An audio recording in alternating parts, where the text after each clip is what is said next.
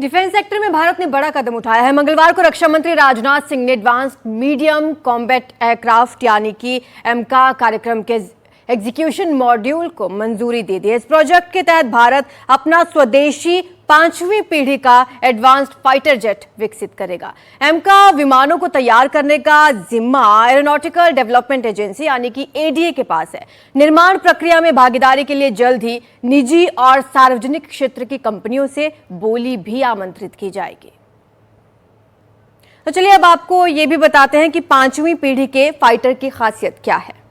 बिल्कुल, तो ये स्टील्थ तकनीक से लैस आधुनिक लड़ाकू विमान है। सुपर क्रूज उड़ान की क्षमता और रडार से बचने में ये सक्षम होते हैं। पहले से बेहतर सेंसर सुविधाएं होती हैं जो सटीक हमले में मदद करती है।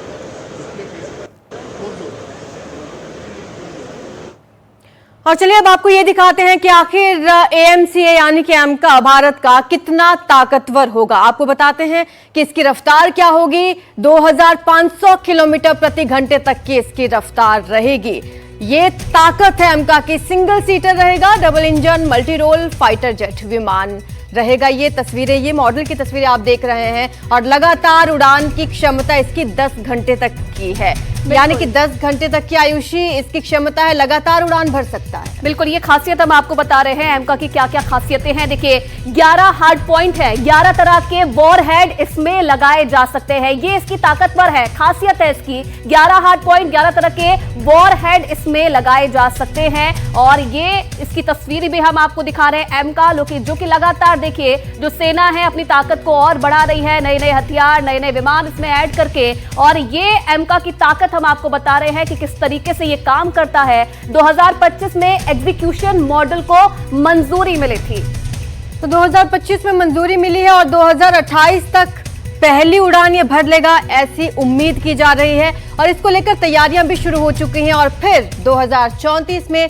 इसे भारतीय वायुसेना में शामिल कर दिया जाएगा, ऐसी उम्मीद जताई जा रही है। बिल्कुल, तो चलिए अब आपको बताते हैं कि दुनिया में किन देशों ने अपनी 5वीं पीढ़ी के फाइटर्स किन किन देशों में मौजूद हैं। अमेरिका का सबसे पहला नाम इसमें आता है। F-22 Raptor, F-35 Raptor America के पास है, यानी कि 5वीं पीढ़ी के ये फाइटर है। और चलिए अब रूस की बात कर लेते हैं। रूस के पास भी फाइटर जेट है, 5वीं पीढ़ी के फाइटर जेट Su-57 रूस के पास अभी मौजूद है। और इसी कड़ी में चीन के पास J-20 है, J-35 एयरक्राफ्ट है, ये फाइटर जेट है। बिल्कुल, उसके बाद नाम आता है तुर्की का। तुर्की के पास कान यानी कि KAAN नाम का फाइटर जेट है, 5वीं पीढ़ी के फाइटर जेट है। और वो देश है जिनके पास 5वीं पीढ़ी के फाइटर जेट है। इसके बाद नंबर आता है साउथ कोरिया का काई KF-21 और इसका निर्माण अभी जारी है और जल्दी से पूरा किया जाएगा।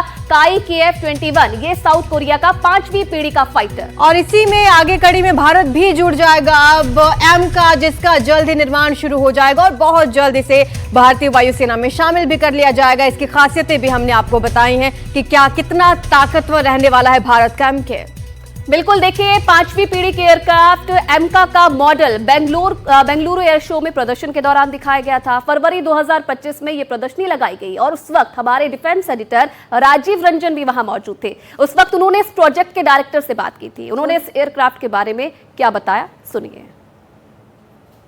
बेंगलुरु में चल रहे एरो इंडिया में अमेरिका अपने 5th जनरेशन एयरक्राफ्ट F-35 लेके आया तो रूस लेके आया Su-57।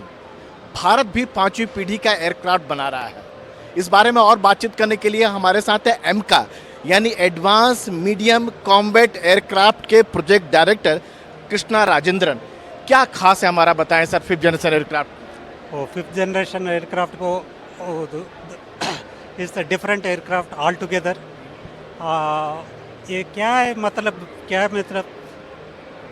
एयरक्राफ्ट उड़ाया तो एनिमी एयरक्राफ्ट डिटेक्ट नहीं होना है।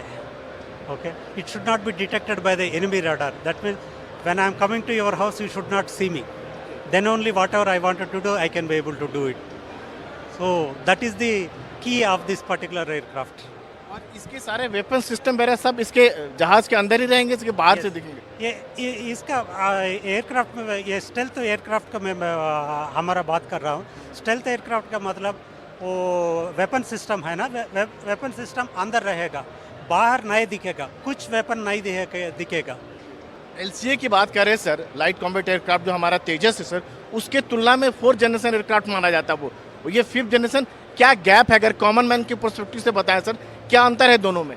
4th जनरेशन में दो वेपन सिस्टम है ना, वेपन सिस्टम का विंग का नीचे रहता है, इसमें अंदर अंदर रहता है, वो एक ही डिफरेंस है। दूसरा डिफरेंस है तो 4th जनरेशन एयरक्राफ्ट में पूरा एंटीना प्रोट्रूडिंग बाहर आता है, इसमें कुछ नहीं दिखेगा बाहर, सब कुछ अंदर रहेगा, सब कुछ अंदर रहेगा। हाँ, और ये इसकी स्पीड कितनी होगी? सिंगल इंजन होगा, डबल इंजन होगा? पायलट इसका ट्विन इंजन एयरक्राफ्ट है, ट्विन इंजन एयरक्राफ्ट के मैक्सिमम स्पीड का 1.8 मार्क पे चले रहेगा, 1.8 मार्क चलेगा। और ये कब तक बन के तैयार हो जाएगा सर? हम अभी 2025 में था, 2027 एंडिंग को हम जिस एयरक्राफ्ट को रोल आउट करेंगे और 2028 एंडिंग को हम उड़ेंगे इस एयरक्राफ्ट। ये दुनिया में अभी दूसरे जो 5th जनरेशन एयरक्राफ्ट हैं, चाहे अमेरिका लेकर आया हुआ F-35 लेकर आया हुआ है, रूस Su-57 लेकर आया हुआ है, चीन भी बना चुका और चीन तो 6th जनरेशन चला गया, उसके तुलना में अपना जो 5th जनरेशन एयरक्राफ्ट है उसको कैसे देखते हैं आप? ये हमारा एयरक्राफ्ट है, हमारा ये डिज़ाइन को हमारा रिक्वायरमेंट का साथ हम बनाया था। ओके, US F-35 को उनका रिक्वायरमेंट को बनाया था, चाइना वो उनका रिक्वायरमेंट को बनाया था। हम इंडियन एयरफोर्स का रिक्वायरमेंट है, इंडियन एयरफोर्स का रिक्वायरमेंट लेके हम डिज़ाइन कर दिया।